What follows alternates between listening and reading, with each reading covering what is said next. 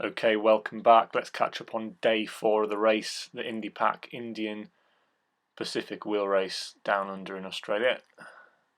Surprise, surprise, Kristoff Allegaert is way up the field, way ahead.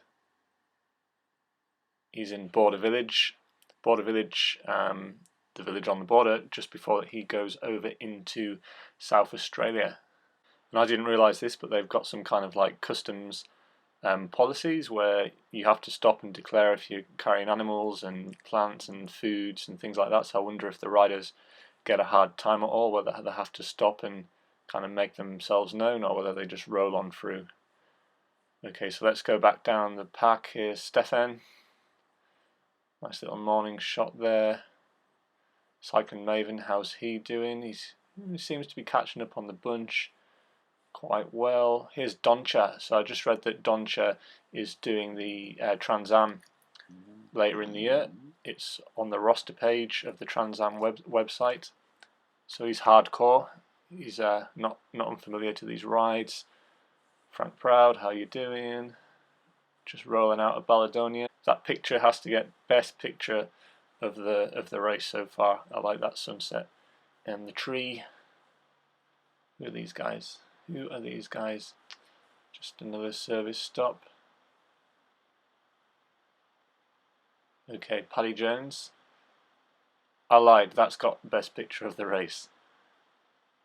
The Widgmuther Dunny. The bog. The toilet. The shitter. Okay, so Mike Hall still bringing up second place. This is his outlook on another very straight and, I'm guessing, boring road. Okay, so it's Aussie versus Brit time, and what am I talking about?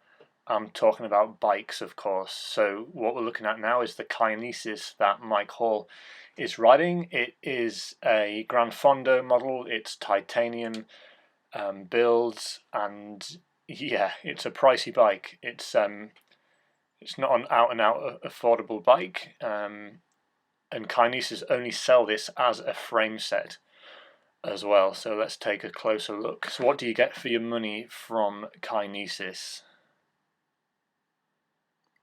Here we are at the Kinesis website. So that is the Gran Fondo TI version 3. So for £1,749.99 UK British pounds, you get a frame. You don't get the frame set. You just get the frame. So that's a lot of money, but it's meant to be very good. It's titanium. It's got a carbon fork and steerer, but you don't get anything with it at all. You've got to build it up yourself. They will sell you a group set. You can get a Tiagra there on the right, or a 105 to take with it and build it up yourself. But it's an expensive bike. Kinesis, it's weird though, because Kinesis make a race light steel frame bike, complete build, albeit with Tiagra group set, for £400. And I know a couple of guys that ride these bikes through the winter months as their winter training bikes, and they're amazing bikes, really great value, £400. But then the next step up is something like this for 1,800 quid, and you only get the frame set. You don't get any group set with that at all. Alright, so what is the competition? So here's Curve's website. We're going to take a look at their bikes now. So you've got two options. So you've got the Curve Belgie Spirit, which is their steel frame complete build for $1,149. Great looking bike. It's got carbon steerer, it's got disc brakes, and yeah, looks like a great bike. Now flip over. This is the Curve Belgie Spirit. So this is the titanium model.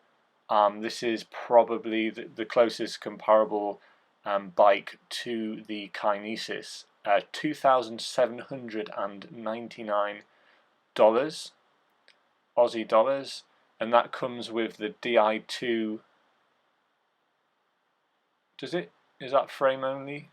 Okay, so what would your money be on? I think if money were no object, I really like the look of the Kinesis. I would go with the Kinesis, but it's an awfully expensive bike.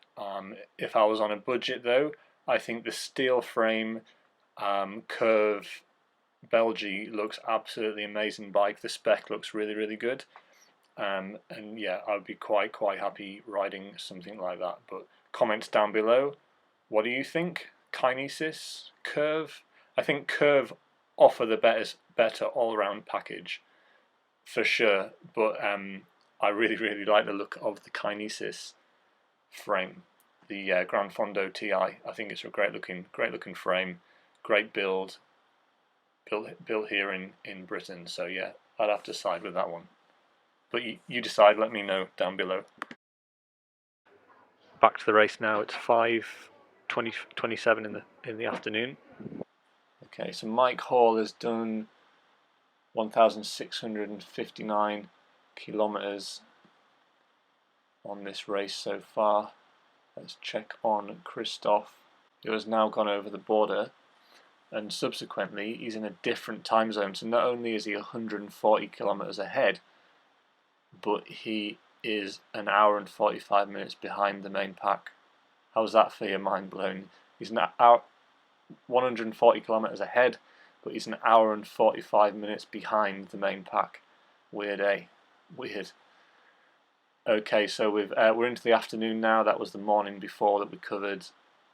Let's catch back up, see how everyone's doing. I doubt much has changed. I doubt. So Kristoff's still in the lead. He's in South Australia now. He's no longer in Western Australia, unlike the rest of the pack. There's Norseman.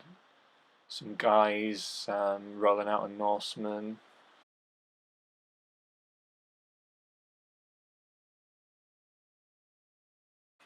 Anders Peterson in a little pretty garden there.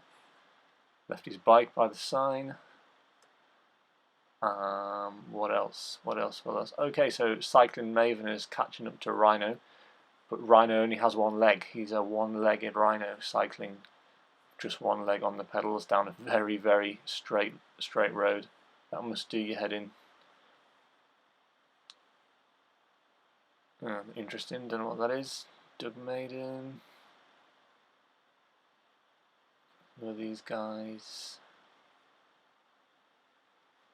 Here's James Raisson up ahead. He's doing a really good ride, just ahead of Juju. We said we'd pick back up with her, and she's got another not so bad barren outlook, just like the rest of them. Okay, so we're skirting the coast now. Seb Doon not far behind Mike Hall, Sarah Hammond. There's the Great Australian Bight coastline, more road signs, and let's have a look up the road to see what Kristoff's going to be rolling into, and subsequently the rest of the pack. So his next port of call will be Kaduna, which looks like probably one of the biggest towns they've hit so far. Coming into a bit of civilization. There should be some shops where they can fuel up, get their water. There might even be some motels for some of the guys to kip down. So they'll probably be very grateful of that, and probably trying to get there as quickly as they can so that they can refuel, refresh, recharge the batteries before they head on out. And the next big stop after this, I'm guessing, well, there'll be some more towns, but now they've got to Kaduna, they'll probably be aiming for Adelaide, which will be the biggest milestone of the race so far in terms of city. But a lot more straight roads, It's still quite barren. I think they're heading into farmland now though, and once they get closer to Adelaide, they'll be in winemaking country. Okay, so I hope you're enjoying this race as much as I am following the dots. Subscribe down below, because I'm going to be hitting these guys up every day and keeping you up to date with what's going on and what they've got up ahead. Thanks for watching. We'll see you tomorrow. I've never seen so many spiders want to make friends with me all at once. They pounced on me like a seagull descending upon a hot chip. It was a fantastic moment.